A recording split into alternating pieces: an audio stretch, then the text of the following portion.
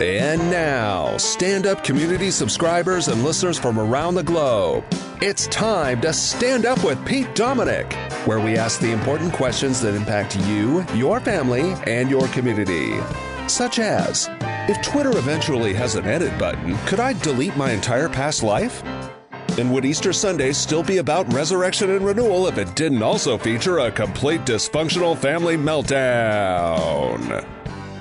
And now, the podcast host who always keeps his cool at Sunday meals unless he's locked himself in his shed, Pete Dominic! And it's good to be back with you in the shed. Thank you, Pete Co., for another great intro. Thank you for being patient with me, giving me some time off last week, even though I did post and work quite a bit. It was kind of a staycation. I enjoyed the heck out of it. I highly recommend a vacation from your screens. If you emailed me or even texted me or tried to get in contact with me, I was putting my phone away. Also, a break from the news. Both those things proved to be super healthy, freed up time for me to think about and spend time on other things. So make sure you're giving yourself those breaks whenever you can. I think that's the most important thing I learned last week as I stepped away from it all and did like 40 hours of landscaping. So it was a lot of fun and I got a lot done. I feel super productive, but it's great to be back here hosting the podcast. Thank you for joining me. I've got two excellent guests joining me. Of course, Maura Quint here. It's Mondays with the Maura, so we had a great conversation about a lot of news, personal stuff, as always. And for the first time, I had the author of The Great Experiment, Why Diverse Democracies Fall Apart and How They Can Endure, Yascha Mounk, who is a professor at Johns Hopkins School for Advanced International Studies and has written 4 books, a fascinating German-American political scientist who I really appreciated this book and talking with him. Yascha Mounk, Maura Quint, and you. Thank you for joining me. I look forward to seeing you at this week's Hangout. I can't believe it's been 2 weeks since I connected with you guys. Looking forward to seeing anybody there. Always great to have new faces joining us and new subscribers. You want to subscribe to this podcast? Please do. StandUpWithPete.com right now. It's free, but it isn't cheap, and I need your support. So sign up for a subscription right now. If you haven't, you can always edit your pledge up if you'd like. And I'm putting in the work this week. I'm going to have great shows for you. And of course, every day, Monday through Thursday at least, full news recap. And there's a lot to discuss about what happened over the weekend, the last 24 hours of news. Even that's why I call it the last 24. Let's check in with the news and more right now. I should also mention all this week the show is being brought to you, as well as all of those subscribers I just mentioned, by Truebill, Truebill.com. Truebill is the new app that helps you identify and stop paying for subscriptions you don't need, want, or simply forgot about. Truebill.com/standup.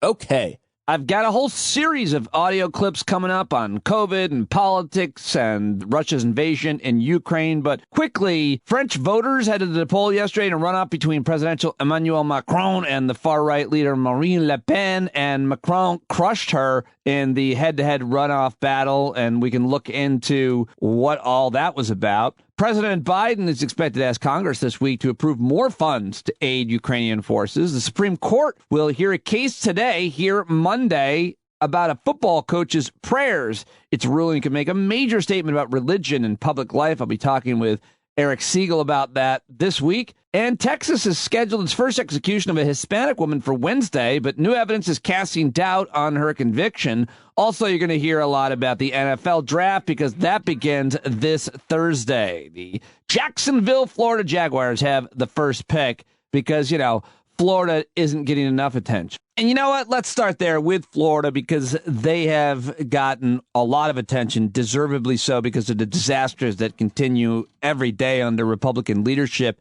in the State House and Governor Ron DeSantis, who clearly is preparing to run for president with all that he's doing. But Florida's legislature passed that bill repealing Disney's special tax status last week. You probably heard something about that. What you might not have heard about, though, is the redistricting case there.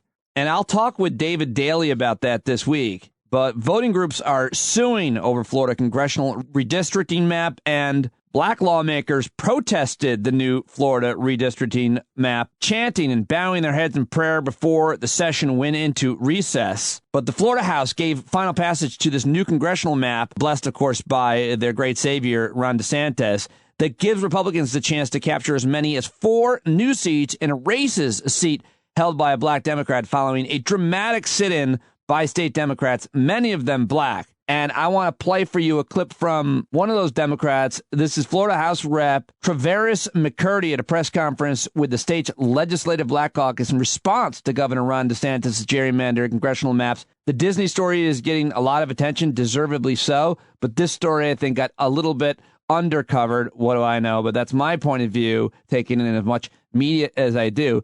Here he is, Florida House Rep. Travaris McCurdy. That was a part of the reason for the demonstration yesterday.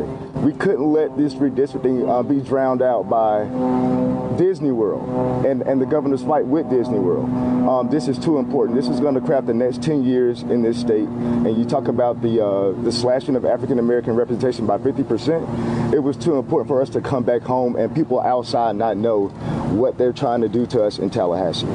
And so that is we knew we weren't going to change the outcome of the vote in those chambers yesterday. The purpose for that was to enlighten and awaken the public to know there's an election a few months away, and we don't have to continue like this. And there's more from Rep. Travaris McCurdy at this press conference. He gets to the root of Ron DeSantis and what he feels this is all being done in the name of. Powerful stuff here. It seems the governor's political ambition, his desire to be president, is always on the backs of black people.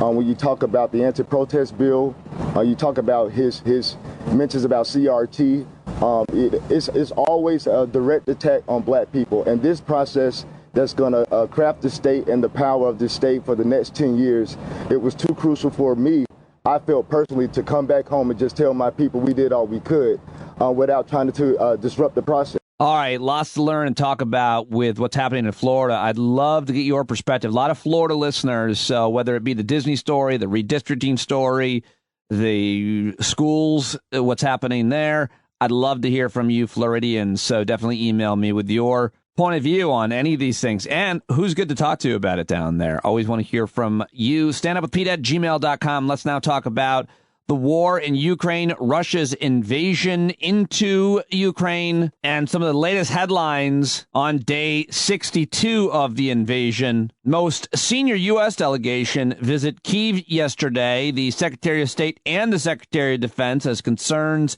rise of a staged referendum in the southern city of Kherson. Zelensky tweeted his congratulations to Emmanuel Macron for winning the French presidential election, calling Macron a true friend of Ukraine. Dozens of civilians who died during the Russian occupation of the Ukrainian city of Bucha were killed by tiny metal arrows from shells of a type fired by Russian artillery, according to forensic doctors. Flechettes are an anti-personnel weapon widely used during the First World War, so that's pretty horrific. Latest data from the UN, almost 5.2 million Ukrainians have fled the country.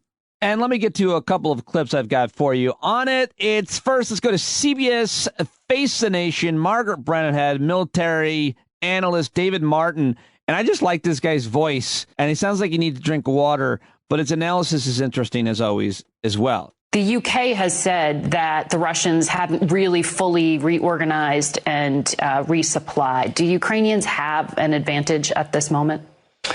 Well, they certainly have a fighting chance. The battlefield rule of thumb is the attacker needs a 3-to-1 advantage over the defender, and Russia tries for a 7-to-1 advantage, and they just don't have those kind of numbers. Beyond that, we've been talking for weeks about all the shortcomings of the Russian military. Poor morale, poor command and control, poor logistics. Those are not the kind of problems you solve in a few weeks. An American defense secretary once said, you go to war with the army you have. Right. And the war that Russia is going to go with in eastern Ukraine is essentially the army that went to war in northern Ukraine and which failed to take Kyiv.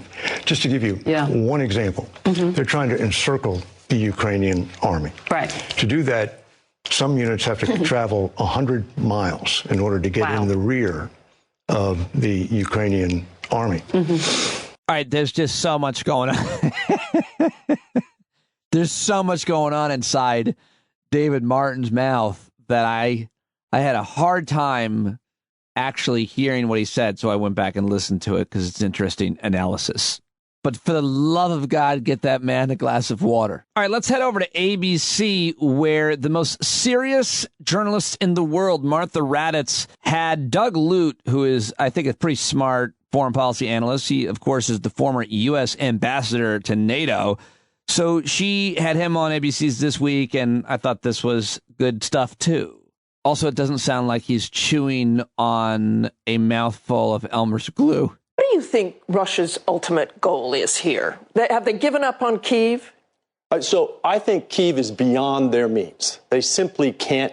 They can't seize Kyiv. They can't replace the Zelensky government.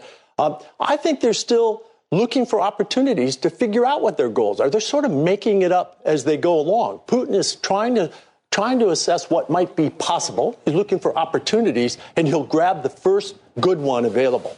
Right now, there don't seem to be many good opportunities for Vladimir Putin. All right, let's head back to CBS with Margaret Brennan, who had the Ukrainian Prime Minister Denis Shmyhal on and asked this weird question. He gave the best answer he could. Do you believe the U.S. wants Ukraine to fight to a stalemate or to actually defeat Vladimir Putin, to actually win?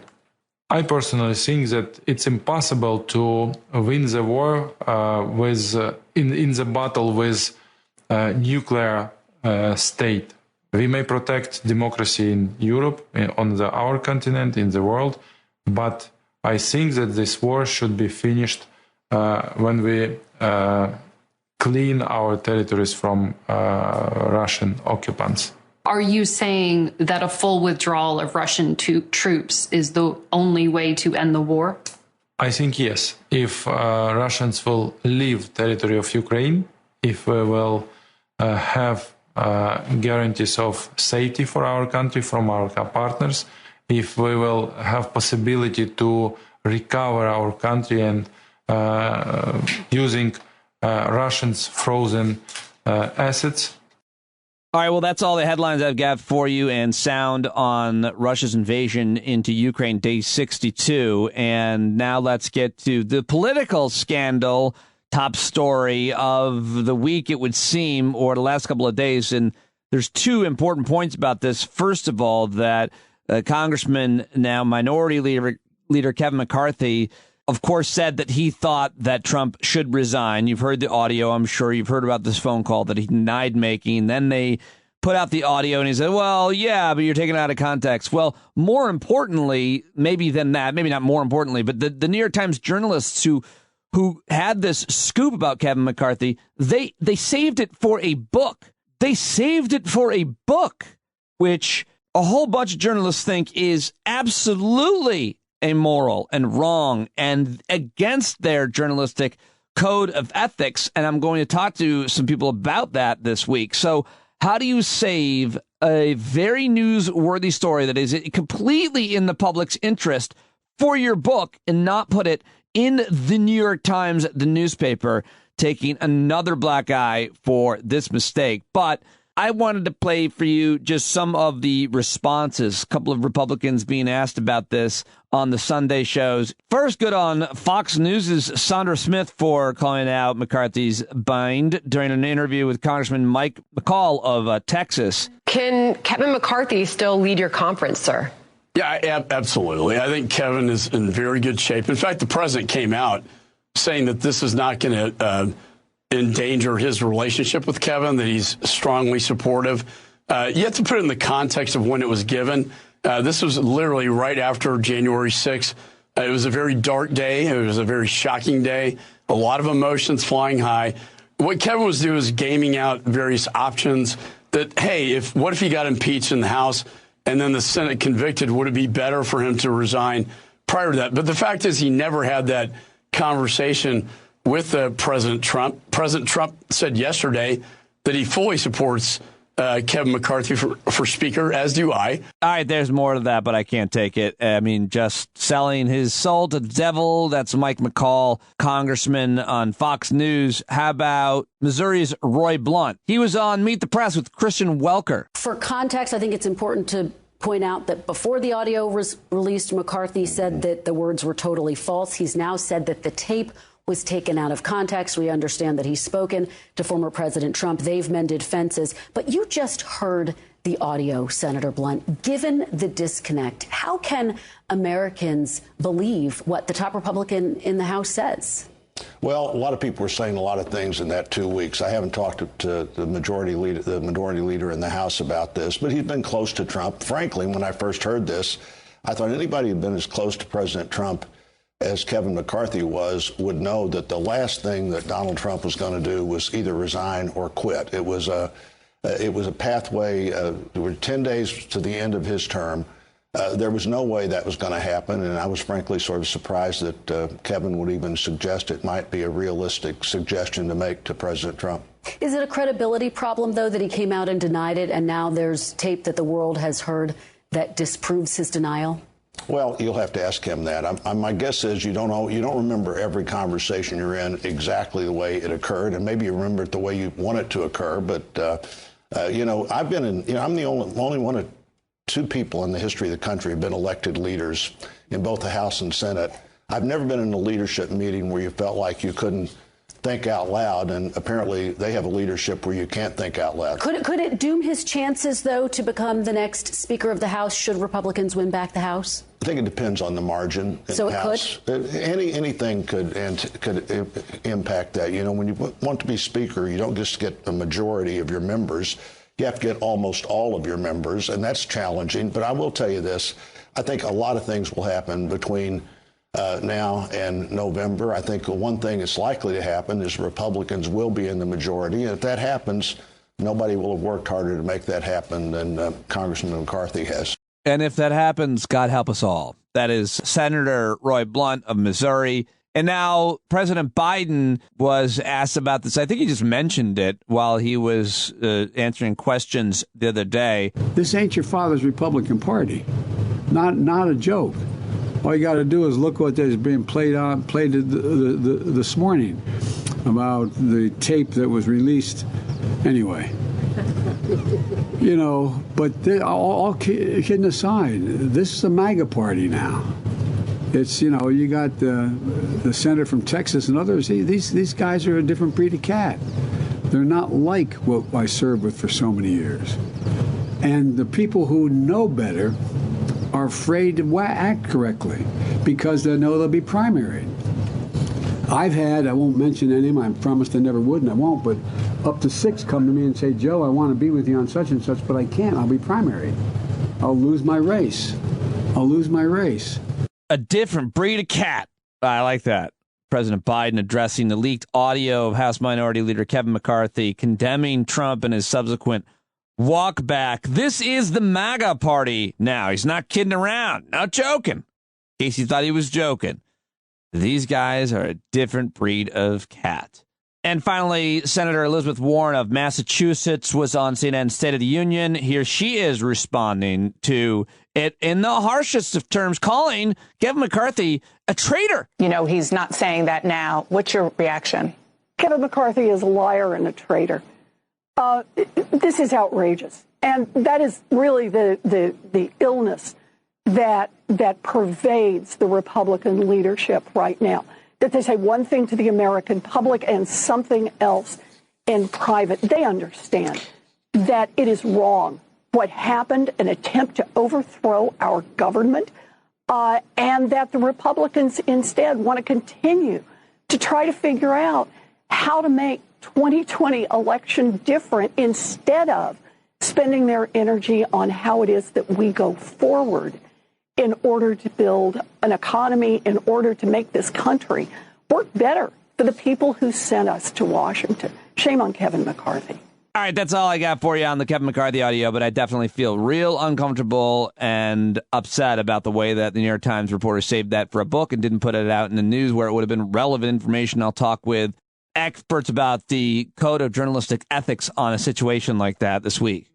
But let's stay with Elizabeth Warren and Kristen Welker on NBC's Meet the Press, because she next asked a question about politics. I mean, I don't know if it was next. I don't know the chronology of these questions. I apologize. I'm terrible with journalistic ethics myself, apparently. But I thought this was interesting because of the dire consequences of framing that Senator Elizabeth Warren puts Democrats' prospects. You write in your op-ed, Senator Warren, Republican senators and broken institutions. You blame them for blocking the progress Democrats had promised.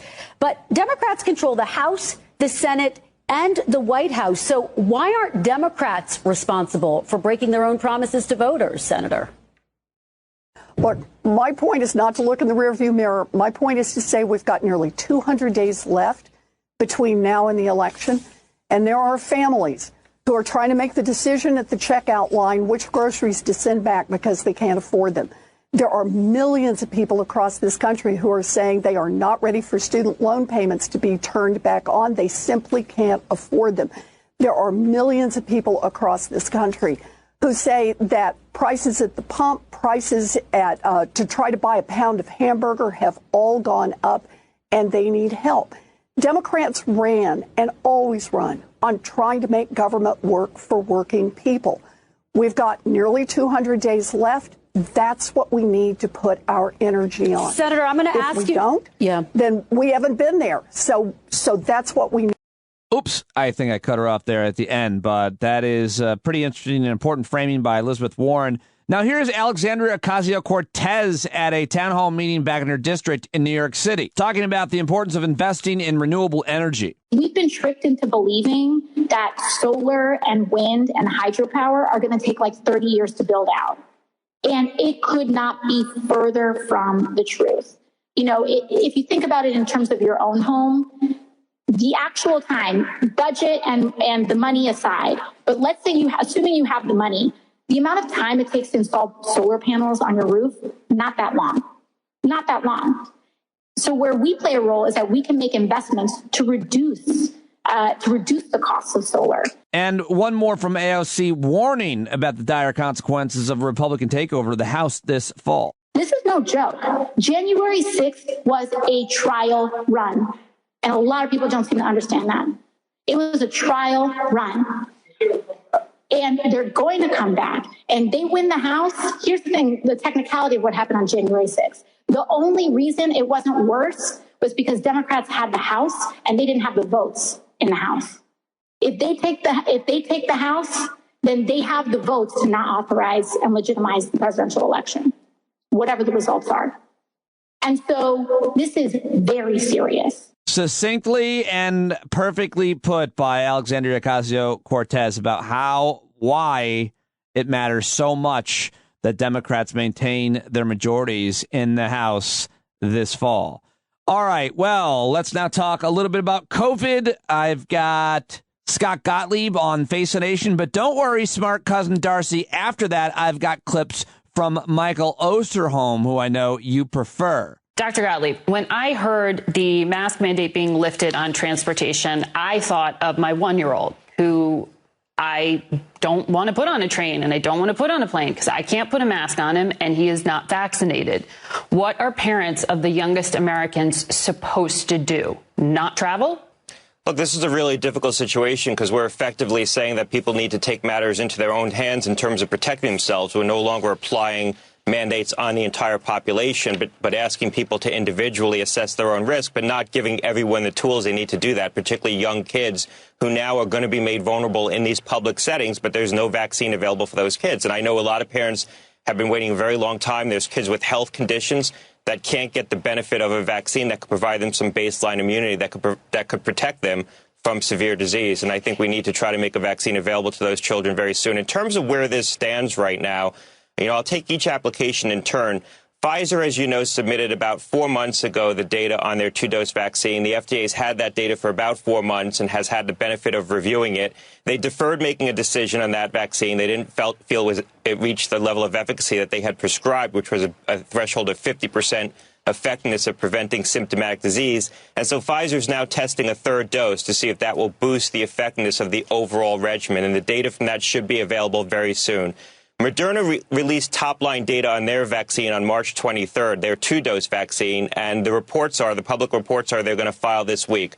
My expectation is that FDA is going to hold an advisory committee in early June to discuss one or both of these applications. That gives the agency about 6 weeks to review the Moderna application, which is consistent with how long the agency has taken to review these applications. It took them 5 weeks to review Pfizer's 5 to 11 application. And I'm hoping that Pfizer will have all their data in time to also be considered at that advisory committee. But just in closing, if the Moderna application is ready and the Pfizer application is not, I think the FDA would and should consider it separately. All right, now let's head over to ABC's This Week, where Martha Raddatz had that Michael Osterholm on. And Dr. Osterholm, she asked him about this federal judge's decision, getting rid of the mask mandate, what that means for the reputation of the CDC as well. If that is not overturned, what does that do to the CDC's authority going forward in any other health crisis?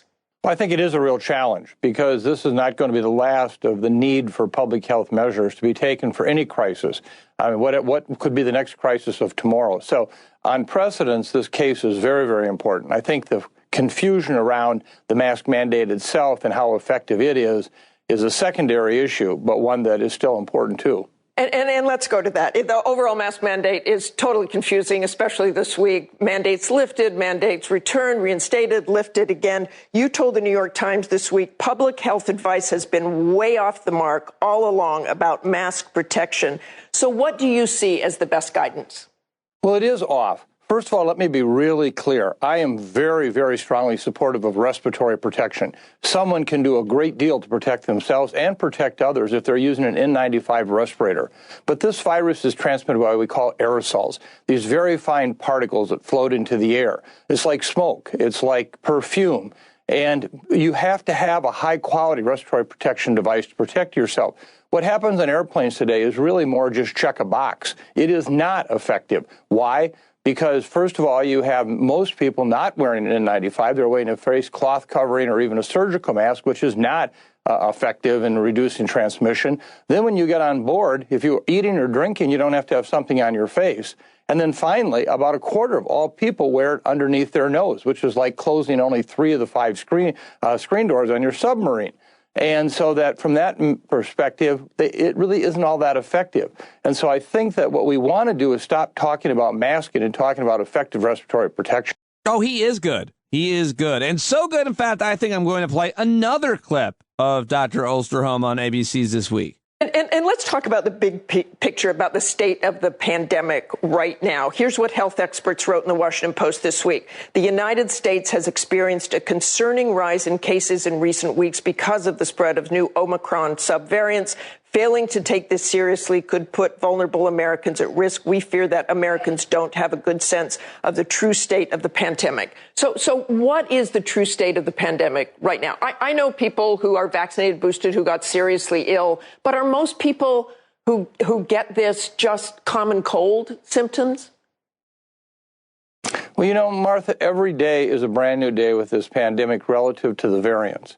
You know, 3 weeks ago, we would not be talking about the variants we're now talking about. And any one of them has the ability to evade immune protection, meaning the previous vaccine protection or previous protection you got from having had COVID may be in jeopardy. We know that we have strains that are much more infectious. So that, you know, you can't come up with an answer today to say this is where we're at because tomorrow it could change. Having said that, we are in a very difficult place in terms of interpreting for the public the fact that we're at all-time lows for hospitalizations in this country. We're at all-time lows for a number of people in ICU beds. That's all good news. But yes, the case numbers are increasing. But they're increasing also at levels of, you know, basically doubling 10 to 20 is very different than doubling 20,000 to 40,000. And so the numbers are still relatively low. But I want to emphasize that could all change tomorrow, and that's what the public is not willing to hear. They want this to be over, and we have to just say with humility and honesty, I don't know what this next 210-mile-an-hour curveball is going to be thrown at us by these variants. Love that, Dr. Michael Osterholm. And you know what? I love him so much, I'll take 3. That's right, 3 clips from the great Dr. Michael Osterholm. Smart cousin Darcy, I expect a text from you And how do you do that? You talk about flying. I flew across the country this week. About a fifth of the people maybe had a mask on. The others seemed jubilant that they didn't have to wear a mask. So how do you really return to that or advise people whether they seem done with it? Well, first of all, the U.S. public is done with the pandemic, even though the virus is not done with us. And we have to recognize that in public health. You know, you can't swim against a tide of this magnitude. So what is it that we can do? Well, we have to have credibility. And again, what has happened is this has become really a philosophical and political issue, not a science issue. So and the media at the very outset is one of the problems. They keep talking about masks. That's like talking about the difference between a condom that's intact and a condom that has 100 holes in it, but it's a condom. No, there's very different effectivenesses using these different approaches. And so from my perspective, I would say, particularly if you're an immune-compromised individual, someone who is at serious risk of illness and serious illness, you need to wear that N95 respirator. If everybody could do that, they would keep it on through the duration of the flight, not wear it underneath their nose, then that would be a very effective way to have a mandate. But what we're doing now is we are literally just basically addressing a political issue, not a science issue. All right, well, that is the clip show for you on today's Last 24. And now it's time to get to the rest of the headlines, rapid fire style, brought to you by Truebill.com/standup. I've got a great news dump jingle from Pete Coe and a good news report from my daughter Ava, who came out to the shed.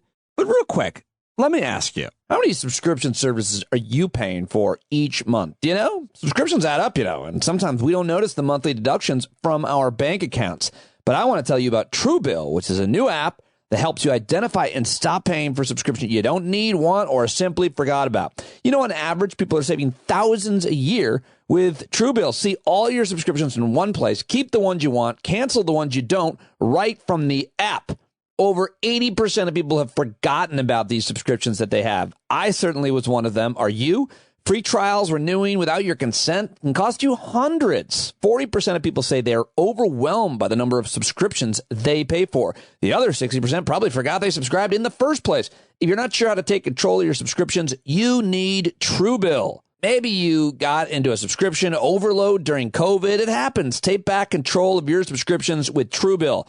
Managing money can be hard, and juggling subscriptions even harder. So don't go it alone. $5 here, $10 there. Monthly subscriptions often feel like a great deal till you forget about them long after you've forgotten about it.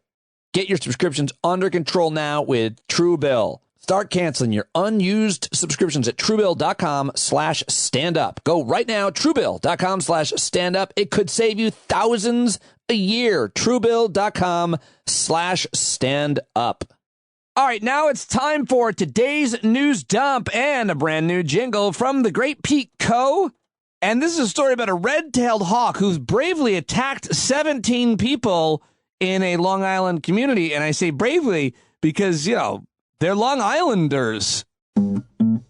Rampaging bird of prey, Long Islanders in a huff. 17 injuries and counting on today's news dump.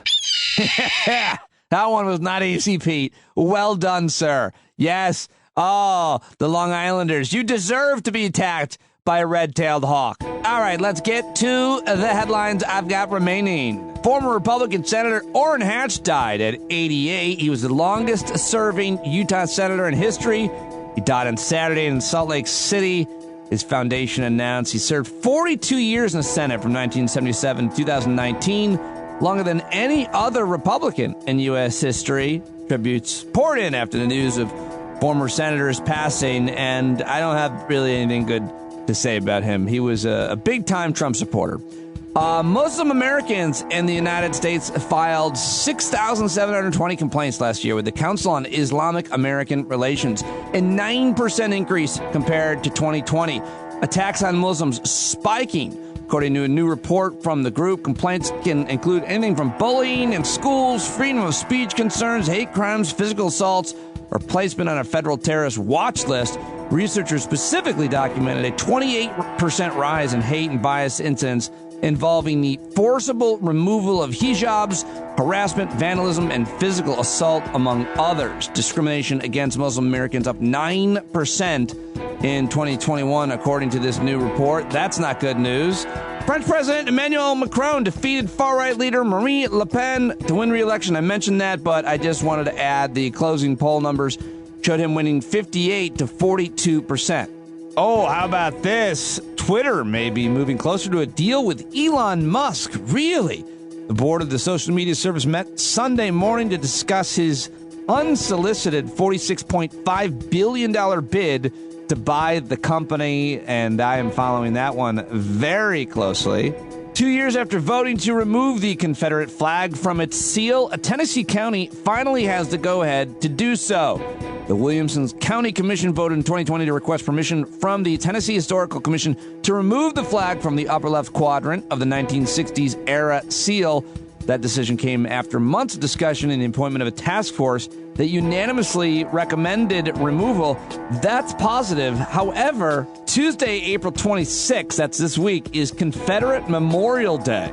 And state offices close to commemorate it in Alabama on Monday. That's today, which is crazy. I don't even understand how that's... I guess I need to spend more time in the South, huh? I always love laws against single-use plastic. This one coming from the island kingdom of Bahrain, announcing yesterday it would start banning the import, distribution, and sale of single-use lightweight plastic bags from mid-September. Latest move by an oil producer to advance carbon reduction goals, so that's good. The governor of New Mexico, Michelle Jean Grisham, has signed emergency declarations as 20 wildfires continue to burn Sunday in nearly half the state's drought-stricken 33 counties. 168 people were killed in violence in Darfur, Sudan, according to an aid group. Tribal clashes between Arabs and non-Arabs in Sudan's war-ravaged Darfur region Sunday killed 168 people, one of the deadliest bouts of violence in the country in recent years. And that's such terrible news. I think I just want to move on to some good news. But guess what? I've got Ava back out here in the shed to do the good news report, brought to you by Truebill.com/standup. One more time. I said it. Okay, Ava, I'm glad to have you back out here in the shed. What have you got for us today? Hey, Dad, I think you're going to like this one. Twitter says it will no longer allow advertisers on its site who deny the scientific consensus on climate change, echoing a policy already in place at Google. In a statement outlining its new policy, Twitter says ads shouldn't detract from important conversations about the climate crisis. Twitter also said there was no indication the change would affect what users post on the social media site, which, along with Facebook, has been targeted by groups seeking to promote misleading claims about climate change. The announcement, coinciding with Earth Day, came hours before the European Union agreed upon a deal requiring big tech companies to vet their sites more closely for hate speech, disinformation, and other harmful content. Twitter said it would provide more information in the coming months on how it plans to provide reliable, authoritative context to the climate conversations its users engage in, including from the Intergovernmental Panel on Climate Change. That is good news, and it's also good news to have you back doing good news, Ava. Thank you. It's good to be back. A lot of good. Okay, wait, are you leaving? You're going? Yep. Don't leave me here alone. You have the dog, and I have a life. Okay, thank you anyway.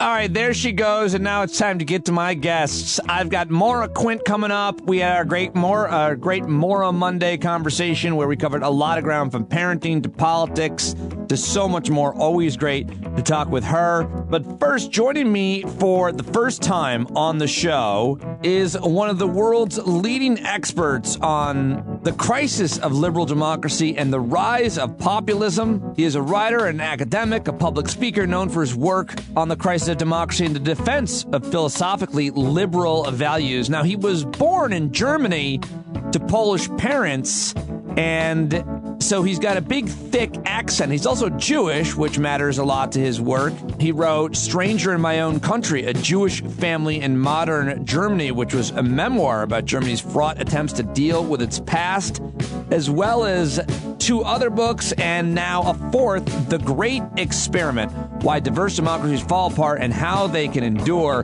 which argues that anybody who seeks to help ethnically and religiously diverse democracies thrive has reason to embrace a more ambitious vision for their future than is now fashionable. He writes for The Atlantic, newspapers like the New York Times, Foreign Affairs. He's a regular contributor to all kinds of major international publications. I'm very happy to have him joining me here on the first time. On the show for the first time, you can follow him on Twitter at Yascha_Mounk. All the links to his work and the new book are in the show notes. Here we go. Okay, I've got Yascha Mounk now. I'm very excited to talk to you because I've been reading your book and I've been reading and following your work for years. Thank you very much for joining me on Stand Up. I can't believe we've never talked before. Thank you. Thanks for having me on.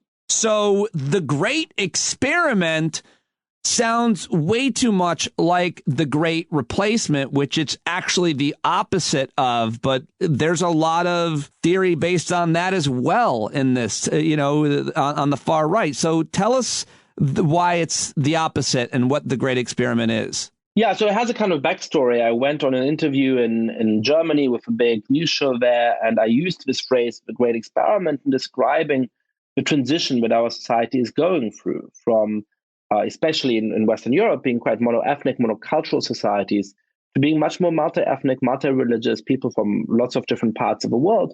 And what I was saying is that there's no real historical precedent for how to make that work.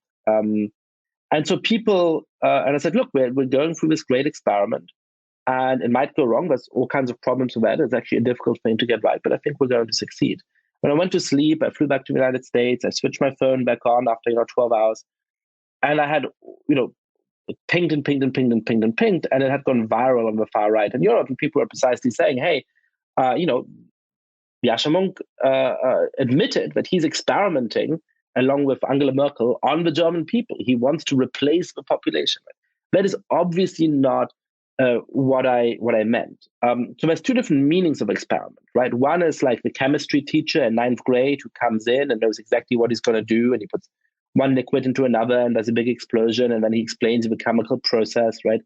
Another is experiment in the sense in which the founding fathers talked about a great experiment in democratic self-government at the end of the 18th century, when there wasn't a precedent for societies that do that successfully, when we didn't quite know how it was going to work, but when we figured out that's what we have to try and do. So that's what I meant, right? What I meant is that in a country like the United States, it's always been diverse, but there's always been one group that had all the power and others that were dominated and were subjugated. Now we're trying to build these deeply ethnically and religiously diverse democracies that actually treat everybody as equals. And we haven't been there before yet. We've got to figure out what the rules are. We've got to figure out how this can work. That's the sense in which I meant The Great Experiment. I like the book because you're a scholar and a journalist and a great writer, but you look at history and scholarship on where the Great Experiment has been tried, or where diverse cultures have tried to live together in some kind of harmony and maybe some democracy. And I think it's really, when you're writing this book, you must have first, let me take a look at where this has been tried, what goes right and what goes wrong. So you go into that. Give me a little bit of history that you looked into when writing this book. Yeah, so I think a lot of people have a starting point where it should be really easy to build these diverse democracies. They say, look, how hard can it be to be tolerant? How hard can it be to, treat your neighbor decently? And then that makes me really pessimistic about the current state of society, because they say, look, clearly we have injustices today. Clearly we have real problems today. And so there must be something uniquely bad about us. Why can't we figure this out? What I did in this book is to look at all the reasons why it's really hard to build diverse democracies. So one of them is just human psychology, right? It just turns out that we're pretty hardwired to favor the in-group and discriminate against the out-group, to form groups in a really easy way, according to often pretty flimsy, random criteria, and then say the people who are members of our group, them we're going to love, and the people who are not members of a group, them we're going to mistrust, them we're going to treat really badly, right? And then the other thing is that all of these different societies in history that were diverse often went wrong in really bad ways. So I talk about 3 different modes of failure. Right. Yeah. One is structured anarchy, where different groups mistrust each other so much that they never agree to build a government together. And so they're often very poor parts of the world. Somalia and Afghanistan are examples here. Can't sustain roads and hospital systems and welfare states and all of those basic things because they don't have a functioning state. The second, which is kind of solution to this, is a form of domination, where you say, look, you know what? One group is going to win power over the others, and it's going to be able to build a state, it's going to be able to build some of those services, but only because some people are excluded in an extreme way. And that, of course, has been America's mode of failure. That's been slavery and other forms of domination in American history. So America has just to be clear, domination is the second form that societies fail. Yeah, and that's historically been our quote-unquote solution to the problem of diversity, right? We've been a diverse society from the founding of the American Republic, but we simply allowed one group to dominate the others, right? And we're still dealing with the long-term consequences of that today. Do you think that's still happening today? Like, white supremacy or the domination by wealthy elites, if not wealthy white elites? Do you think that's still fair to say in America in 2022? So I think it's subtle, right? So it's clearly not true in our formal laws, right? For a lot of American history, there were formal laws which said that white people would be treated differently from black people, right? That is no longer the case, thankfully. I think we've made real progress in terms of how people relate to each other in daily life. I think we actually have a much more tolerant society. We're taking lots of active steps to overcome the legacy of domination and discrimination in the past, including forms of affirmative action and all kinds of other things that actually favor some of the historically disfavored groups. And I think all of that really matters. Now, the other thing that also exists is that there's just long-term consequences of centuries of domination. And when you look, not actually at the state of the average African American in the country, who now is middle class, living in a relatively affluent suburb, having a white-collar job. But when you look at the people who live in the most disfavored black neighborhoods, there you can really still see the legacy of those centuries of injustice in how those neighborhoods were structured and what opportunities people there now have. Yeah, the divide still seems so stark in so many different ways. The third, I interrupted you, but the third way that you write diverse societies fail is fragmentation. And you say that there's examples from the beginning of the 20th century. Go ahead. Yeah, so fragmentation is basically when you say, look, there's all of these different groups, and they're all competing to have control of the state, and that's really scary. So what if we just make the prize of owning the state less big? What if we just say, you know what, we'll have a sort of small state, but kind of can put certain services in place. But the most important things are actually going to depend on your group membership. So the laws governing marriage and divorce and education and all of those other kinds of things just depend on which group you are a member of. So Lebanon is the obvious example here. Now that has lots of disadvantages as well. I have two Lebanese friends who come from different groups. One of them is Maronite Christian and one of them is a Sunni, I believe. And they tried to get married within Lebanon, and the country wouldn't recognize their marriage because there is no such thing as Lebanese marriage. There's a Shia marriage, a Sunni marriage, or Maronite Christian marriage. And there's real hopes among political scientists that that kind of system of pillarization might avoid the worst kinds of conflicts because you have less to fight over. So there's no reason to go to civil war. But the most influential book arguing this was published 3 years before a terrible, protracted civil war broke out in Lebanon. So fragmentation, I think, is also a real danger. My people are from Lebanon, and was a fascinating and diverse. I mean, I guess a really interesting, at least in the Middle East country, to look at to talk about diverse societies. But let me go back to where you started the book, Yascha, which is, you ask and answer the question, why can't we all just get along? And you do cite some science here in terms of why we become so tribal over not just the obvious ethnicity or religion or gender or sexual orientation, but almost anything, like our sports teams. Go ahead. Why can't we get along? Oh, well, so I think that goes back to how deeply we end up forming groups. So I tell the story of Henry Teifel, who's a really interesting social psychologist. Most of his family is killed in the Holocaust, and he tries to figure out what is it about groups that makes people willing to harm each other in these extreme ways. And he says, look, I have a really great idea. I'm a scientist, right? So let me create a group that's so silly, that's so meaningless, that its members are not going to discriminate against outsiders. And then I can slowly add on additional features to this group until they have this kind of group level attribute of motivating discrimination. And then I'll understand what it is about groups that makes people tick that way. And so he gets these kids into the lab from the suburbs of Bristol in England, and he shows them a sheet of paper with 150 dots on it. And he says, hey, have a guess how many dots on the sheet of paper. And so some say 120 and some say 180. He says, great, I'm going to split you into underestimators and overestimators. And then I'll have you play games against each other. Yeah. Sort of distribution game where you have to allocate points to each other that can be redeemed for money. Right? And it turns out that he failed because the underestimators immediately started discriminating against the overestimators. And the overestimators started discriminating against the underestimators. Now, by the way, I teach a bunch of undergrads who think of themselves as the most tolerant people in the world. Yeah. And perhaps in some ways they are. But I have them play something similar by asking them, is a hot dog a sandwich? And it turns out that the kids who think that a hot dog is a sandwich start to discriminate against those who think that a hot dog is not a sandwich, right? So our ability to form groups is just part of the basic repertoire of human psychology. And we're tempted into it in virtually any situation. And so if we're trying to figure out how do we build diverse democracies, how do we make this ethnic and religious diversity work in the United States today, one of the questions we have to answer is, how do we deal with this human groupishness? Those experiments are repeated over and over? I mean, that's pretty conclusive that just humans behave that way? Yeah, absolutely. Now, where you draw the boundary between groups and what kind of action that is going to encourage, that really depends on the circumstance, right? So I have another great study that I tell the story of in the book, which is that of two tribes in southeastern Africa, the Chawas and the Tumbukas.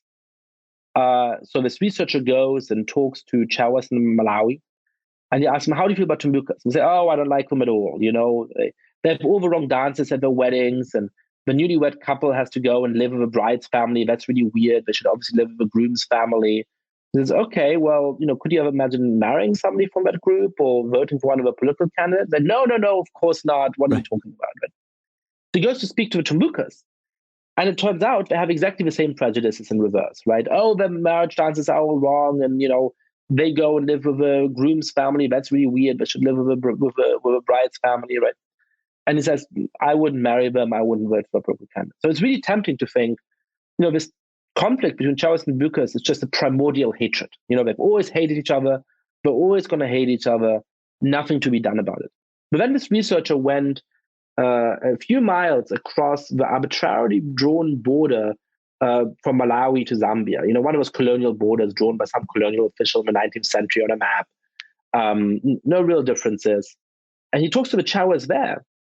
And he says, how do you feel about Tumbukas? And well, they're a little different from us. You know, the dances are different. They have different bridal customs. But you know what? I like them. So, oh, really? You'd vote for them? You'd marry them? Yeah, sure. Why not? And the Tumbukas in Zambia, same story. They're much more tolerant towards the Chawas. Because why is this, right? Why do they hate each other in Malawi? Why do they like each other in Zambia? And the answer is politics in this case. So in Malawi, it's a relatively small country, and Chawas and Tumbukas together are a huge share of the population. And so they compete against each other, right? Most elections is a Chawa candidate against a Tumbuka candidate. They're both trying to be president, both trying to give benefits to their group. Zambia is a bigger country and a more ethnically diverse country. And so in order to compete in politics, the eastern tribes, which include Chawas and Tumbukas, have to band together to fight against the western tribes, right? So in that context, Chawas and Tumbukas are political allies, and they end up having these much more positive views about each other. I mean, then you can replay that in societies throughout human civilization, including the U.S. or Canada or anywhere else, because it comes down to politics, you're saying. Yeah, so look, in American history, you know, you go back 100 years and look at the history of certain cities, you know, the conflict between Irish and Italians was really strong. They're politically in competition, they hate each other, they had rival gangs or beat each other up, right?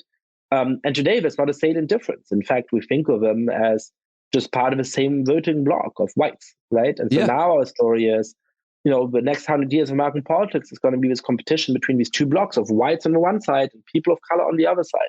That's a really powerful narrative in American politics right now. A lot of Republicans believe in that, and they're afraid of it because the portion of the white population is declining, the portion of people of color is increasing. And so they think, hey, this is going to screw our country, and it's going to screw, our party. We're not going to have a chance to win. And a lot of Democrats also believe that, and they're triumphalist about it, right? They're like, we're always going to win. Well, it doesn't work like that. And you saw that in the 2020 election. The only reason why Donald Trump nearly won in 2020 is that he hugely increased the share of the vote among African Americans, among Asian Americans, and particularly among Latinos. And the only reason why Joe Biden is the legitimately elected 46th president of the United States is that he significantly increased his share of the vote among the white population. Right. And so I really hate this idea that demography is destiny. I really hate this idea that American society is a sort of easy split between whites and people of color, because that's a future that we should fear rather than one that we should cheer on. And it is a future which, thankfully doesn't at this point describe what the reality actually is. Yeah, I've made the demographics are destiny argument a couple of times and had it blow up in my face within like 4 weeks. And I said, Melania Trump will never, ever be the first lady. I assured people who listened to me, Yascha, not that I was a guy who has ever presented himself as an authority on anything at all. I just like to think I ask smart people like you good questions. But like the point was, I only was making that argument because of the Hispanic vote. There was just no way that there were enough people, enough Hispanic American voters. They would, and that was the conventional wisdom at the time. That was why. Yeah, those articles in NPR and the New York Times and Vox saying exactly that, like no way Trump can win. It's just a game of demography. But that shows how we stereotype voters, right? Sure. There's a poll showing a majority of people favoring building a wall on the southern border. Who was that poll off, you think? They're favoring. I would think it would be white people that majority favored the wall. Is that what you're saying? White men? No, it was Mexicans, and it wasn't Mexican Americans. It was Mexicans in Mexico favoring the construction of a border on the southern border of Mexico. Right. So there's all kinds of tensions within Latin America between people who hail from different countries, between different ethnic groups, between Latinos who consider themselves, Latin Americans who consider themselves white, and those who are native. Right. And so the idea that, Mexican Americans would naturally be revolted by Trump's deeply unpleasant, deeply revolting rhetoric about Central Americans, for example, just relies on this naive idea that this group that we call Latino is homogeneous, that they share everything, but they don't have different interests, they don't have different cultures, they don't have different histories. It's one of the ways in which this distinction between this division into 4 or 5 easy demographic categories, and even more so the broad distinction between whites and people of color, just makes a caricature of much more complicated reality on the ground.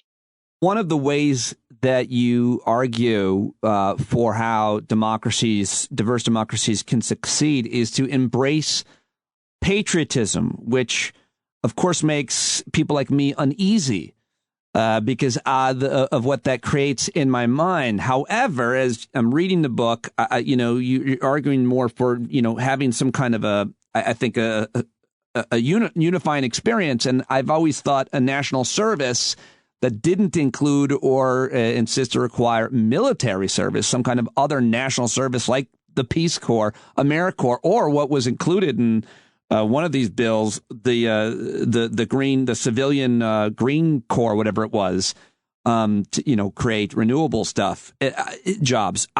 What is this patriotism that you argue for? Why do we need it? How can we have it with such divides in this country?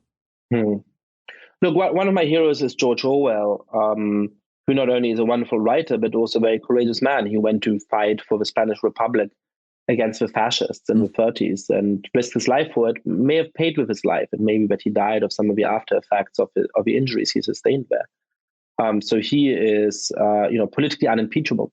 But he did a weird thing in the middle of World War II, which was to sit down to write an essay praising patriotism. Now, that might seem weird in the middle of World War II, right? What he was saying is that if the British intelligentsia had convinced us to shed our patriotism in the years leading up to World War II, the men of the SS would now be patrolling the streets of London.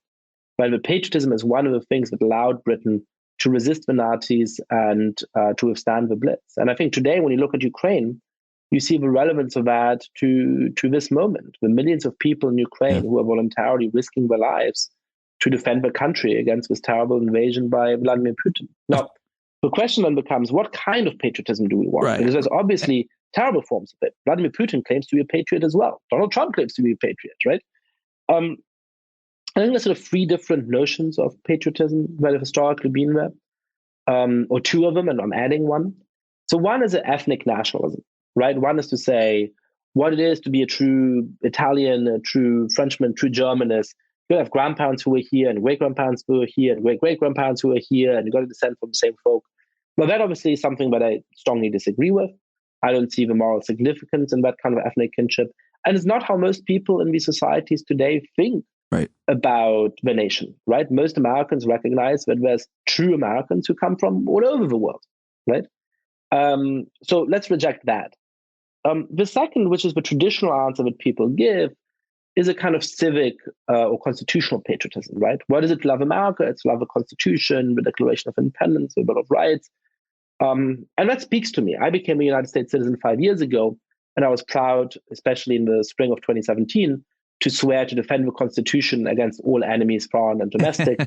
That is meaningful to me. And it's the reason, by the way, why the brave Russians who are protesting the war outside the Kremlin aren't traitors to their country. They're true patriots, because they're saying, not in the name of my nation, not in the name of its rightful values, right?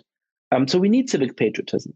But civic patriotism is not enough. Why? Because most people just don't care that much about politics. Right. When you ask most people, why do you love America? They're not going to tell you about the Declaration of Independence, and they don't know what's in the Eighth Amendment, right? So what motivates that everyday love of a country that you actually get when you talk to people? And that can often be very healthy. That can motivate us to have solidarity with each other. That can motivate us to care about people who might not have the same color of skin, who might have a different religion, who might live very far away from us. And then I think there's a love of a culture. It's a love of the cities and the landscapes, of the sights and sounds and smells of a country, of the cultural scripts, the way we engage with each other, of the celebrities, of the TikTok stars, the silly stuff too. And that's actually a dynamic and inclusive and naturally diverse culture. It's one that's looking more towards the future than towards the past. And I think we should recognize that that's what makes most people love the countries in which they're raised. And that can be a positive thing. Well, but it's one thing to create some kind of unification or patriotism through an event like a war, which we don't want. So it leads me to another part of the book, which is where you talk about the role that the state, that government can play in creating successful, diverse democracies. And I think that that's, ties into what you're talking about patriotism. What role can the state play to create that? So I don't think that this is so much about the state, right? So in general, I thought a lot about what I call the Chapter 10 problem in this book. So I'm sure that a lot of your guests who are talking about books, they have this deep analysis of some set of problems in the world, and they explain that in 9 chapters of their book. And then they have a problem of what on earth do I say in the Chapter 10 where I'm supposed to be constructive, right? Yeah. And so they're going to say, either here's this incredibly ambitious solution to all these problems. You're listening to it and you think, I know we're never going to take this solution. Perhaps it would be great if we did. We're just not gonna. I know what Congress looks like. It's not going to happen. Right. Or they have a couple of small fixes. We're perhaps we can pass those. But they're not, you've been talking about this huge problem. This is not going to solve that huge problem, right? So how do I solve the Chapter 10 problem? I basically think that the best our politics can do is to not screw things up even more. Yeah. When I look at the political level right now, I'm really depressed. But I think that the changes in the heart of society are actually really positive. I think this country is much more tolerant than it was 50 or 25 years ago. I think there's actually much more people engaging with each other across ethnic and religious boundaries. We actually have very rapid social and economic and educational progress for the descendants of immigrants. We actually have a smaller wage gap than we used to between different demographic groups. So what politics needs to do is to encourage those positive trends and to make sure that we don't screw them up by introducing negative ones. Final question for you is just, and if you write about it, I haven't gotten into it, but you talk about what politics can do, what the state can do, what we can do as individuals. But I always get wrapped up, Yascha, on what media does do. So I feel like, especially on the right, that the politicians follow the media. So Tucker Carlson has this beef or this, he wants to create this thing. And the next thing you know, Trump is saying it and Matt Gaetz is tweeting it, and it starts there. I'm not saying that doesn't happen on the left too, but it really does dominate on the right. And I just wonder what role media you think, if that is going to change, or how influential you think media is in general. So I think media is really influential, and I despair about the fact that media has really just become tribalist, right? It's just become a matter of affirming the pre-existing values and beliefs of your own side. And I think the difference between the letter to the editor and Twitter is really important here, right? 30 years ago, journalists knew that most readers don't have the energy to comment about everything that they publish. And so the letters of the editor to the editor you got, people would take seriously and would sometimes print them in the newspaper. They also knew these were outlier reactions. That wasn't what the average reader thinks, right? Now they look at Twitter and they think that what they see on Twitter is actually representative of what most of their readers think. And every time that they somehow go against the sort of biases that each side has, the reaction on Twitter is really, really damning. And so they say, let's not do that, right? Let's not upset our readers. Let's not tell them inconvenient facts. Right. And so that leads to a discourse in which, more and more cable news is no better than just Twitter gladiators. Right. Yeah. And frankly, some of the mainstream newspapers aren't that much better anymore either. And so that really worries me because it appeals to the worst angels in our nature. Now, the problem is that some of that is also responding to demand from most politically activated people, right? We have a society, one way that I think about America right now, we have a kind of civil war of the cultural elites and the most politically engaged people in the country. Yeah. The people who really care about politics and really, really think about politics, a lot of the most highly educated people in the country, they really hate each other, and they're often deeply unreasonable. And the more you go out and you talk to ordinary people, the more they actually are sensible and decent.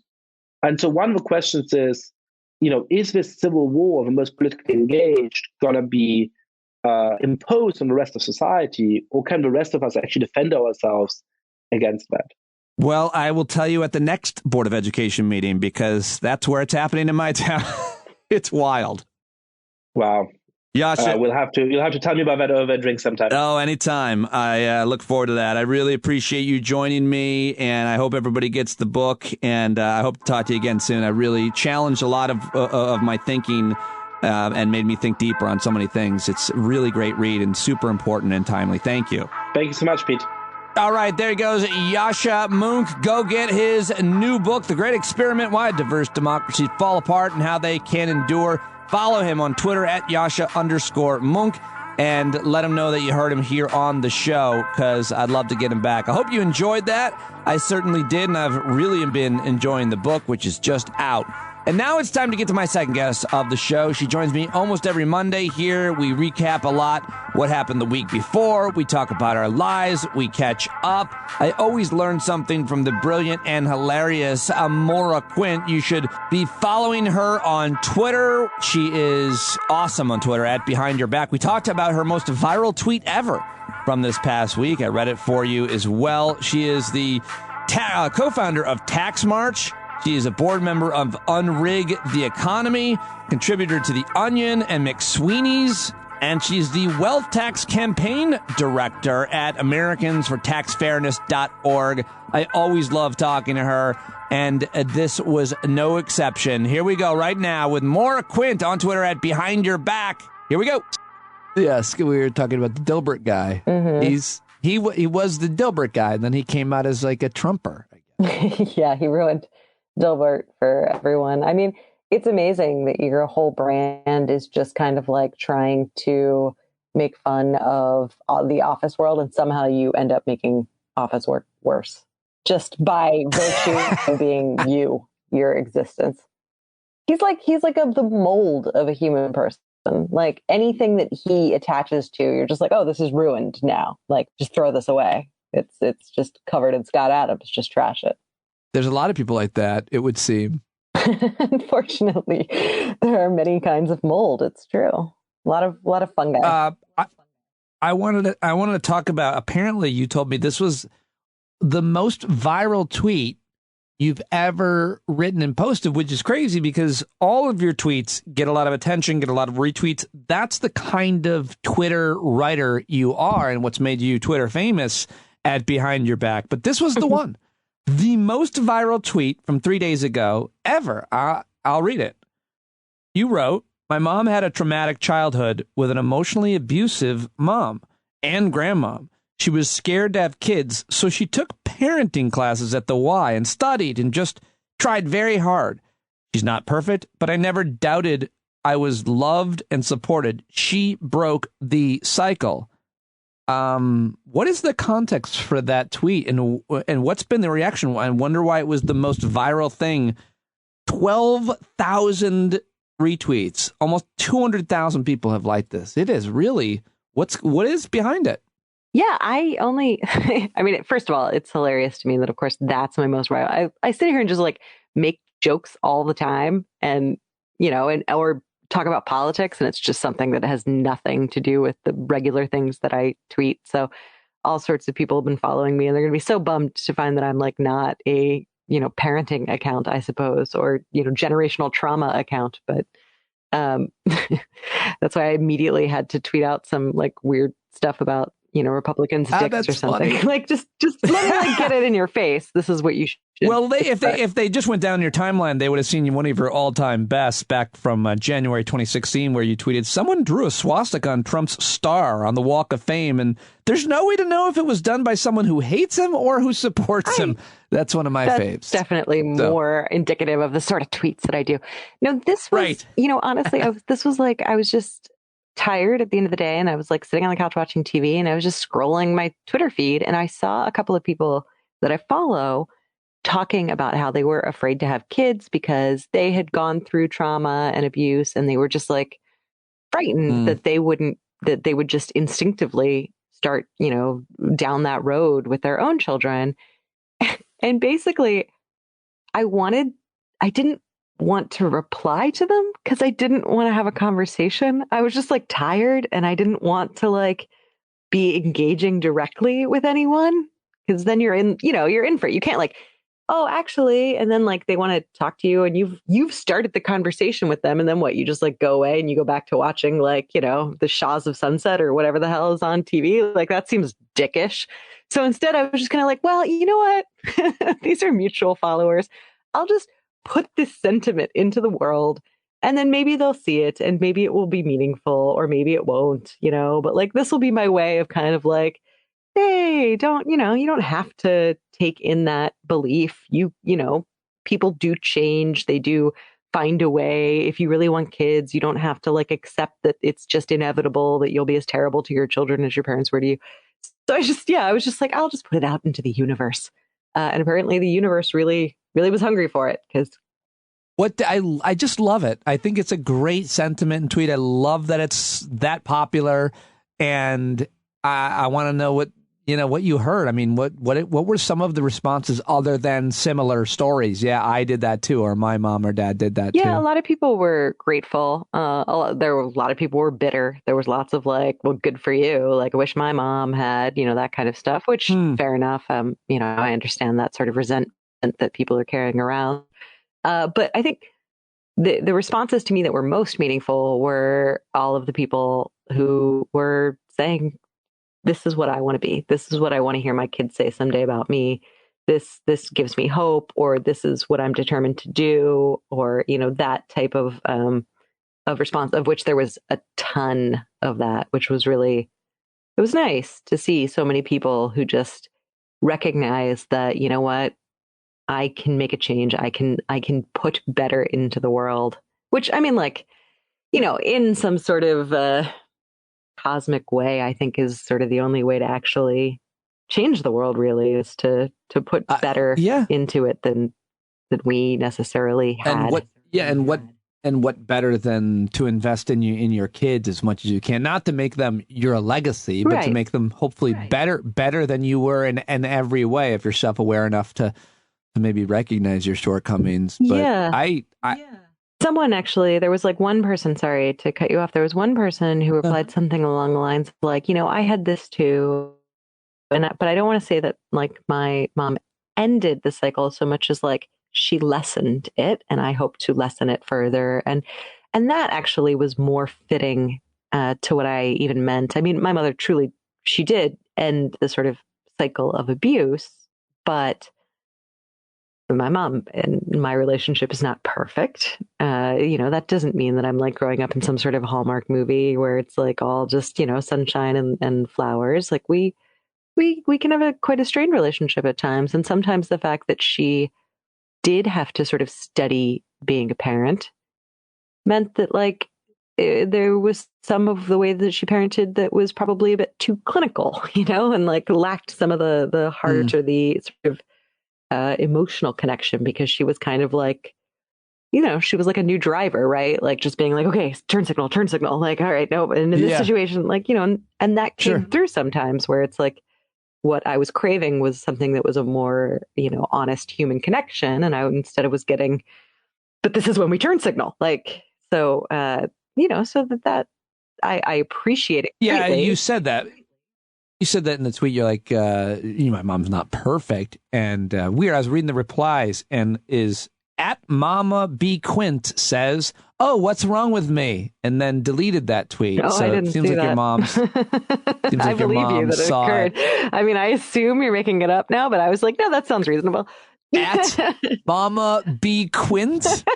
Well, here's the thing. I've had so many like people come at me for various things. I just assume like, oh, this is a shitty. At Mama B. Quint, though. All right. I'm very tired. You can convince me of anything right now, Pete. You can tell me any lie and I'll be like, oh, wow, really? Cool. I just really like that tweet. You always hear the phrase. I've heard the phrase so many times. Abused people abuse people. Damaged people damage people. And I don't know. I just think that you try to do better. You try to take what you think worked and use that and what didn't. And use that. I think that's right. And honestly, like this whole tweet cycle, because I couldn't. If anybody replied to me, if anyone's listening here and they like said something to me in the last couple of days, I have no idea. My mentions were out of control. I've only seen, bits and pieces what people because that tweet got so big that everything else gets buried. Yeah, well, and even the replies to that, like I couldn't keep up with them. Like I got some bot notification saying this was the most liked tweet on Twitter for this day. Like that level. Wow. Yeah, like ridiculous. Which I did not know was a bot. Do you know what Mama B. Quint said about that? I don't know. But no, I was going to say, so this kind of reminded me, like it wasn't as viral, probably because my account just wasn't as big, but it did go very, very, it was still one of my most viral tweets and threads, which was years ago. It was actually during the Kavanaugh hearing. I tweeted out about times that I was not assaulted, times that men, that I was in a situation where maybe I was drunk, maybe I was flirting, maybe I was kissing someone even, and then, kind of changed my mind or whatever. And someone said like, all right, and the dude said like, okay, go back inside, or like, not a big deal or whatever.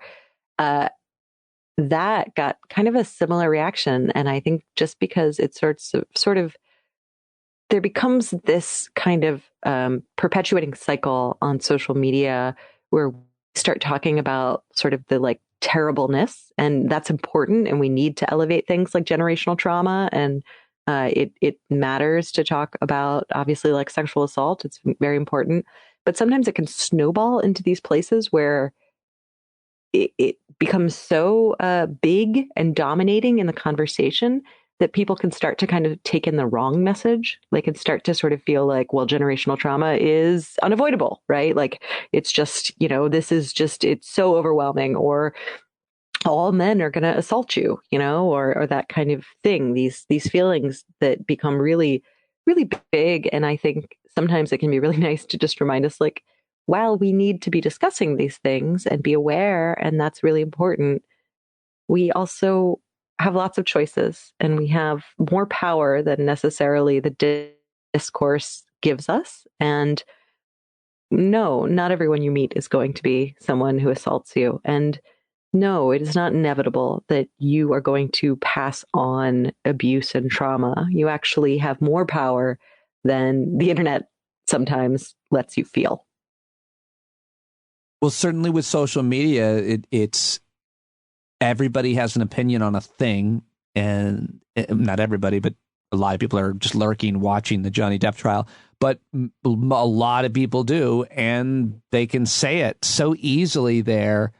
It's just like a town square with thousands. And then when they have a Twitter account as big as yours, you get basically 1,000 opinions. You can get hundreds of responses and reactions to a tweet like that. And I don't know how we're supposed to process them, I suppose. Well, you just tune everyone else out and just listen to me, because obviously I have the correct opinion. Right. Well, that's what I do. So that's just fine. Yeah. Have you been watching the trial, the Depp Heard stuff? So this week I want to talk to you about this, but there's so many other things. I took the week off, as you know, and I also really tried as much as I could. I tried to take the week off of screens in general. So emailing, news, anything. And I did a pretty good job. I was outside most of the time.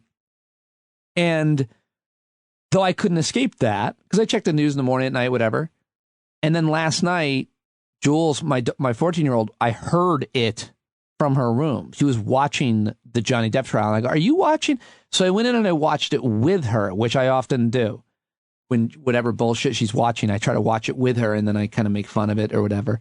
But it was a mashup of kind of highlights, and it was absolutely riveting and entertaining. And I get now why apparently Fox News put it on, and maybe other networks. I have no idea. Same reason they always. It's a massive celebrity on trial. Yeah. It's a ratings winner. Yeah, I mean, I've only seen bits and pieces, sort of. Dribbling out. I haven't really been paying much attention, but it's been kind of hard to avoid if you are looking at screens, which I have been. I'm sorry. But it's just bizarre. It seems to be a circumstance where everyone's terrible, all the time. From what I can tell, but I don't know. I don't know. People have really strong sides on this one.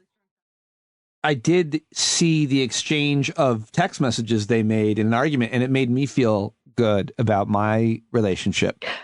It was people communicate in long texts and arguments, and sometimes say things that they might regret, and wouldn't certainly want the public to see such texts out of context of the argument, much less the marriage. That was weird to see. Just a tiny sampling of that. Yeah, I mean, in general, I I think about this a lot, or I try to. It's ridiculous. Why would my texts or emails ever wind up in the sort of public square? In one way, it's kind of silly to even bother thinking about. And then in another way, it's kind of well, yeah, but you should be very, very aware that when you put something in writing, it could travel to places you don't want it to travel. And this is a real problem for me because I'm such a fucking sarcastic asshole. And so I think about anything, it's not, the problem would not be the things that I say when I'm angry. It would be the things that I say when I'm joking to people who know me. Because I've texted you. Yeah, exactly. I texted my ex-husband the other day, well, I'm sorry to hear you're going to die because obviously I'm going to kill you. I texted that to him. Yeah. Because we get along and he knows me and he just he was murdered over the weekend, I think. I can't believe you've been talking to me. Pete. Allegedly. He was allegedly murdered? Allegedly. I mean, he may just be missing. Is he living? Did you tell him in the text? Did you tell him in the text how you would go about the homicide? I did. I did not. No, I didn't want him to prepare for it. God. Yeah, fair enough. Yeah. This is the element of surprise is incredibly important here. I wouldn't take that. So yeah, Johnny. So that was a thing that happened. The other thing I wanted to just from the past week, the big deal was that a judge who was 35-year-old judge with no experience, should have never been a federal judge, Trump appointed her apparently, ruled the mask mandate I guess, on transportation, public transportation, airlines, could be struck down. Yeah. And it was announced on airplanes and people were celebrating. And it seems like that got a lot of attention and talk this week, the way it was done, who it was done by, how should the federal government react? How should we react? How big a deal was that for you this week? Did you pay attention to that? Do you care about that? Yeah. I had family traveling like during that time. They weren't on the plane when they announced it, but they had a flight the next day. So yeah. Sorry to interrupt. Yeah, my parents went to Vegas for my dad's got a driving thing, and my mom. I talked to her this morning. She's really upset about it. Sorry. Yeah. No, people are incredibly upset, and I certainly know some people who are traveling with like small children, for instance, who have not yet been able to get the vaccine, who are especially scared and angry. I mean, I think that the way that happened was really, really awful. I don't know though. I mean, like all in all, I hate it. But it's one of those things you feel kind of powerless about. No, like I don't even know where to begin to do anything or say anything or feel anything. It just all feels so exhausting, basically. To even you tweeted something where it looks like the flight attendant was singing. Yeah, you can throw away your masks, and he had a wonderful voice, but he was rejoicing in it. I understand why flight attendants and people have to go to work every day wearing them. I understand that it sucks. And I understand celebrating, no one wants to wear a mask, but I guess it's just a lot of people are obviously scared and unsure. And in, on public transportation, you don't know who's there. I mean, it's just so much fear. And yet the kind of jubilance, I think, created a lot of discomfort for people, much less, real palpable fear that they're going to get sick. Well, the jubilance is the frustrating part because it's, because the jubilance is akin to we have defeated this terrible illness, which we haven't, which is not the case. And that's when you would want to see people like cheering and singing and making up songs and doing a whole thing. And so it's like, no, all we've done is taken away this measure that, I don't know. I'm in no way an expert on these things. How effective was it? I mean, sort of effective, effective in certain ways, certainly. Like, so we've taken away some small element. Why are we cheering that exactly? Like, why is that exciting? We didn't defeat the disease. It wasn't like the cause and effect is backwards here. So I just wouldn't, even if someone, I'm trying to think of an example, but like, even if someone was, in my opinion, irrationally afraid of going in the ocean or jumping in my pool, now, I'm not a good person, so I'm not going to say I wouldn't make fun of them, but it wouldn't be appropriate to make fun of someone, even if their fear about a thing were kind of irrational or much less take jubilance in it. Like people are scared and they think that you should be sensitive to that and not insensitive to that is I guess what I'm saying. But yeah, what a concept. Giving a flying fuck about anyone else or how they might feel. How about this Disney situation? You are a person who has been advocating and working for amazing nonprofits to raise taxes on the wealthy and reform our tax policy system, make it more fair for years now. It's weird. We could talk about kind of what happened and why they are doing it. But the question to me that a lot of people aren't answering is, what is this for? For what reason are the Florida Republicans and governor penalizing Disney? I did my internship there. I took my kids there. I liked the movies. I don't know. My criticism was always from the left, like have more diverse characters. Maybe, don't make women someone that needs to be saved, make them the heroes and stuff like that. But, they made a lot of those changes as well. Yeah, I'll never forget going to the Princess Breakfast with my little girls at the time. And there was a black family there.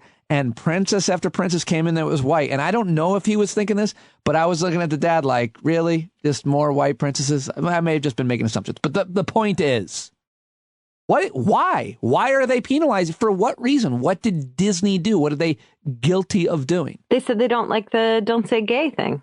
They don't say gay bill. That's what they're guilty of doing. They said, "Oh, okay, but they have the right to say that. It's free speech. Like they cannot say they don't. They can say they're not supporting Well, it's also hilarious because, of course, they don't give a fuck. They could have invested a ton of money into the political structure to defeat that bill. They didn't do that. They haven't put their money where their mouth was at all, but they did sort of give a mealy mouth kind of like, Well, they were gay friendly in the mid 90s, though. So I, as a Disney, former Disney employee, I'll have to defend them that in 1995, they had a day of celebration for solidarity, and that was not a popular thing. So but they had a lot of gay employees and people that love Disney. A lot of gay people love it.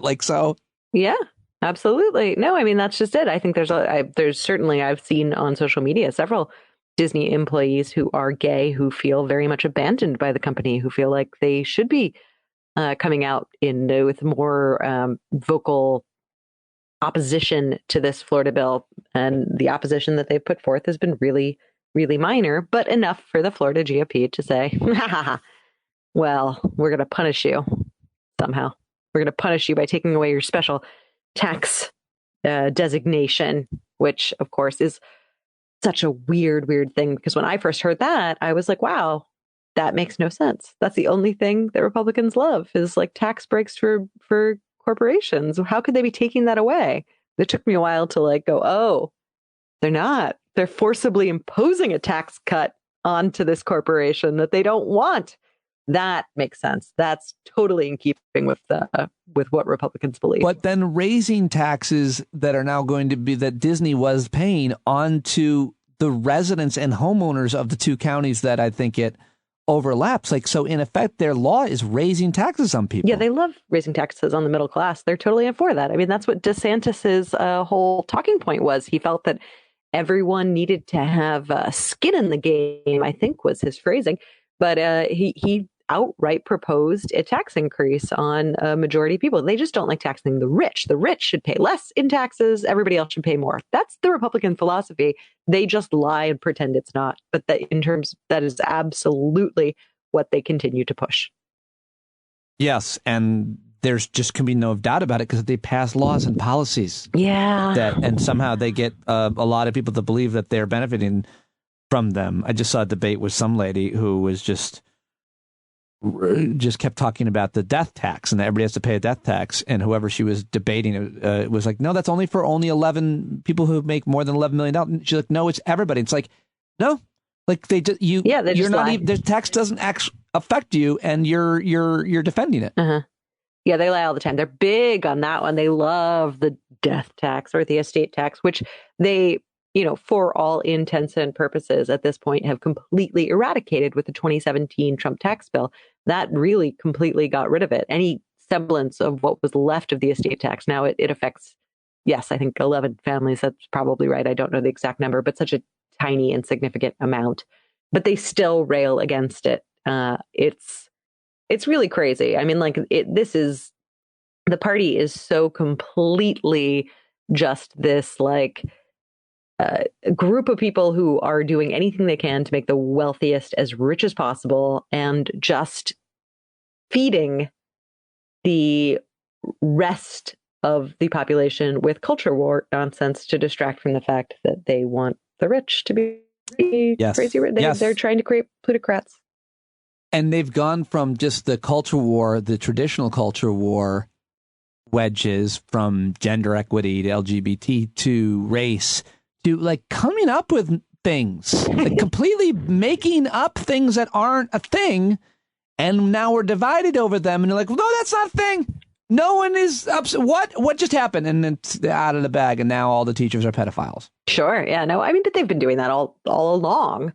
Everything that they've pointed to was not actually a thing. They create this sort of culture of fear and terror, which is really effective. That sort of emotional appeal really, really works to a tremendously large subset of the population. It's incredibly frustrating because, the other side does not have that. Tries. I mean, I'm not saying that Democrats don't try sometimes to gun up that sort of anger and outrage, but only seem to really be able to successfully do so when they're doing it defensively, which is, fine. I don't think that's the best way to necessarily govern, but it is very frustrating, that kind of hold that they have, the power they have via anger.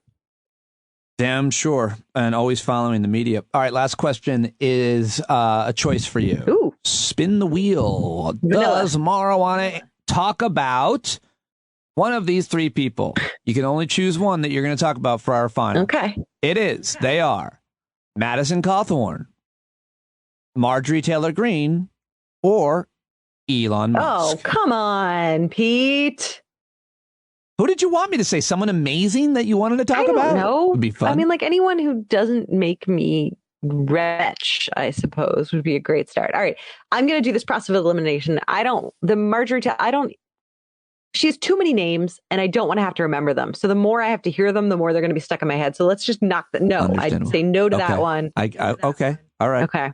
The other two, they're juicy. Could we put them both in a rocket ship and shoot them into the sun, like together? So I would like to do that. Well, you tweeted about Elon Musk. Apparently, he doesn't own a home. He couch surfs. Like that made me. I saw that tweet, and that made me think for like 15 minutes about him. Or what? Doesn't he have a kid? Like. Oh, he has a bunch of kids. He has more than one kid, but the women folk take care of the children. And then so he had like a tiny home, but then that article said that he no longer. But that is it's so like stupid and misleading, because when you are a rich person, all of your friends are rich people, which means all of your friends have multiple homes. So it's like couch surfing means, the Bezoses are in France for the next 2 months, so I'm using their Aspen home. Like, it's like that. Like, it's nonsense. That's a good point. Yeah, it's just bullshit. All right, you did it. You nailed all three of them. Two of them are on their way to the sun. Marjorie Taylor Greene gets to stay. Ugh. Did that trial do anything? No, I tried really hard not to follow it. Well, it was about whether or not she could run again, that is one of those things where like following it would just have absolutely infuriated me. And if there was any positive outcome, I know I'd hear about it immediately. So otherwise, I don't want to know. Fair enough. I appreciate you so much. We covered a lot of ground, as we always do, Maura. Thank you very much for talking to me. It's nice to get to talk to you again. All right, there she goes, Maura Quint. How about it? On Twitter, @BehindYourBack. Support Americans for TaxFairness.org, TaxMarch.org, and everything else that Maura is involved in.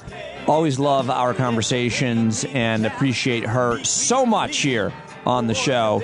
Great to catch up with her, and great to be back with you doing the normal show. I hope to get more subscribers this week, learn more about you this week, hear from you, standupwithpete@gmail.com, and maybe even see you at the Thursday night stand-up happy hour hangout. Support the show with a subscription. You'll get an email from me every day with a vitamin N nature picture sent from a listener, a message, and the show links. You can also play the podcast in that email if you want. Patreon.com/Pete Dominic, standupwithpete.com. John Carroll is one of our favorite listeners and contributors. He is a Grammy Award-winning singer and songwriter. Find him online at johncarroll.org, and he sings us in and out every day here on the show. I'll talk to you tomorrow, folks. Be the change you want to see in the world. You got to stand up. You got to stare the devil straight in the eye. We got to let him know it's his turn to go. See it clear when all you hear is a lie. So get up off of your butt, get down off of your fence. Even if it ain't a very friendly audience, well, they'll begin to listen when you start making sense. And you stand up, stand up. No need to point your rifle to defend your town. Just stand up, stand up. You know they can't deny you what you're laying down. Boy, you better stand up, stand up. Show your face of every color, yellow, black, red, and brown. She's the place where every lost child will finally be found. There's only one thing to do before we stand our ground, and that's stand up, stand up. Well, the founding fathers saw a land for all. They had to stand up, they had to stand up. They had a keen imagination for a crystal ball, drawing all the plans of stand up. But all they had to go on was the time they were as other causes for laws, and since they weren't even sin, they knew that change was gonna come before the change could begin. They had to stand up. All right, they had to stand up. We got to stand up. We got to look the devil square in the eye. We gotta let him know it's his time to go and make it clear when all we hear is a lie. Why you lying awake wondering where the money all went? It'll be the cost of freedom that'll go unspent. You can see him flee the scene of that experiment if you stand up. All right, we got to speak up. We got to reach up and raise your voice in every way you know how. Don't be toes up. You got to show up. Ain't no better time to do it but now. No need to pledge allegiance to no wanton tribe. Rise up and show obedience to the voice inside. And listen well and it'll tell you not to run and hide. It says stand up. Stand up. Got to stand up. Ooh, come on, just stand up. Everybody got to stand up in the darkest hour. Stand up. People got the power. Stand up.